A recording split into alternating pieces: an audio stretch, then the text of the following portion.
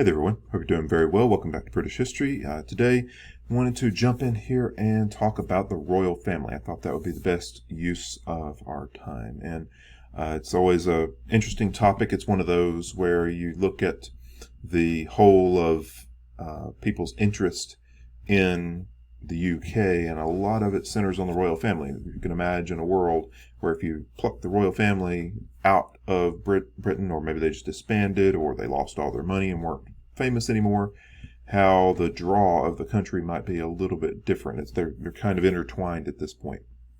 So I thought it'd be worth our time to spend a little bit of effort here to understand the why of the royal family, where it came from, where it's been in recent years especially, and I think that'll be beneficial to you. So we'll jump in here, and I hope you can enjoy the process. We'll have a few sources for you as well that you can check out. So the royal family.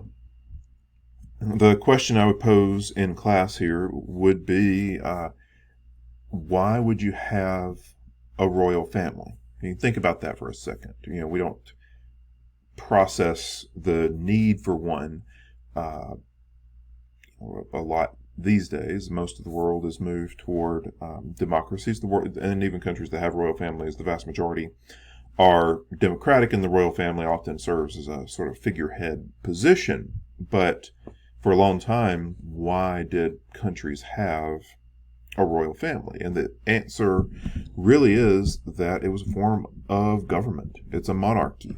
And just like we have democracies or totalitarian states or whatever, this was a type of legitimate government. It was a way for the country to organize itself, because a single person is making the decisions. Now, over time, that decision-making process has gotten broader. Especially in the UK, it became a constitutional monarchy, where there's a parliament that works with the monarchy. So the monarchy made certain decisions, parliament made certain decisions, and over time that's devolved more and more to where parliament makes all the decisions. But that was its whole purpose. In any place that you find it, that was the purpose of having a royal family, having a monarchy, was so that the country could function governmentally. So the courts of Europe, those were parts of the function of government, and that was how international relations worked, was those courts dealing with each other.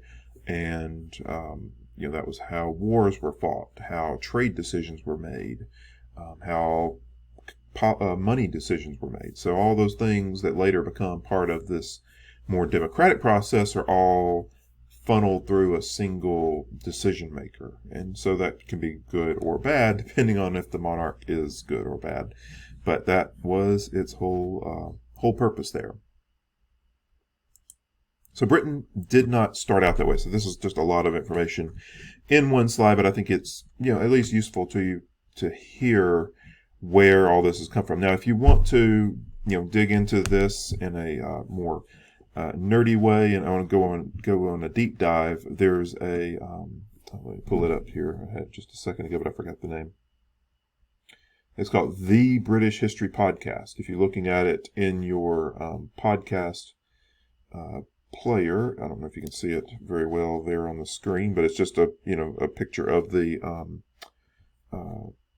British flag with the British History Podcast across the red there. But it's I think they're on 350 episodes now, and I listened to too many of them myself, but it's a lot of fun because you get to go all the way back if you start at the beginning in British history, and they're just kind of working their way through British history, going back to the very earliest. And so that's a good way to do it if you want to do that. But the British Isles were known to Mediterranean cultures as early as 400 BC, so long time ago. And they, there was some trade, as early as 400 BC. That's obviously what these Mediterranean cultures would have been doing, sending out ships, working on trade relationships.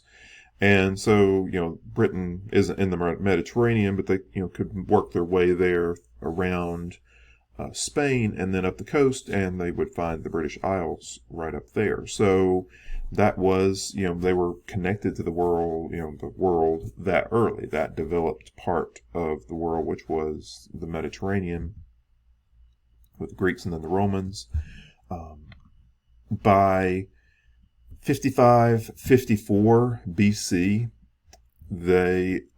Julius Caesar will send out 2 expeditions to the British Isles, not a conquering party at this point, but just, establishing relations, figuring out what's there, who's there, what resources they have, and on a deeper level. So they're making some serious efforts to be sending out, and at this point, the Romans are well established, and so they are in that period where they're just expanding and fortifying and all that. And so by about 100 years later, so you're looking at, if you have a 0 point here, 54 to 55 BC is in this direction, 43 AD is in that direction. So between those two, you have about 100 years. So around 43 AD, you have the conquerors who are coming and then subjugating Britain as part of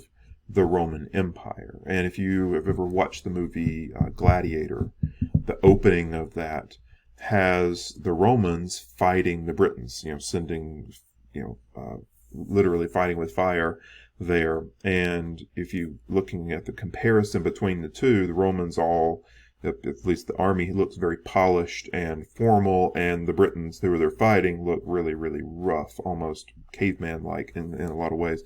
That distinction is really clear there on screen, and that's where we are at this point, is the Romans are extending their reach into the British world. And so Britain, the Isles of Britain, become part of that Roman Empire.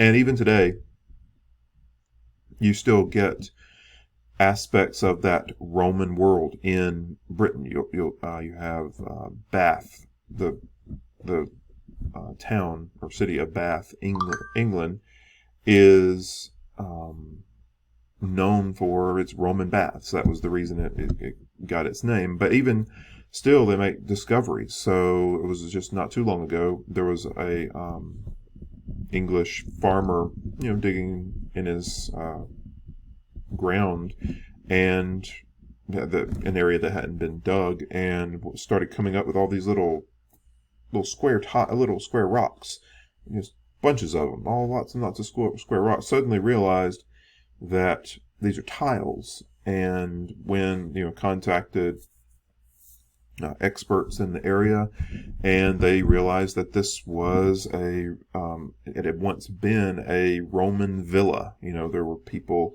well-to-do Romans who were sent to oversee different parts of Rome, and so the ones who had been sent to oversee that part of the British Isles had built a nice place for themselves, and so they're able, to import or use skilled craftspeople to cut, tile and build out tile floors or tile walls or whatever they're doing. And so that was where their villa was.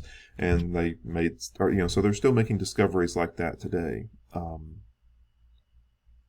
There's an aspect of our language that gets used some still.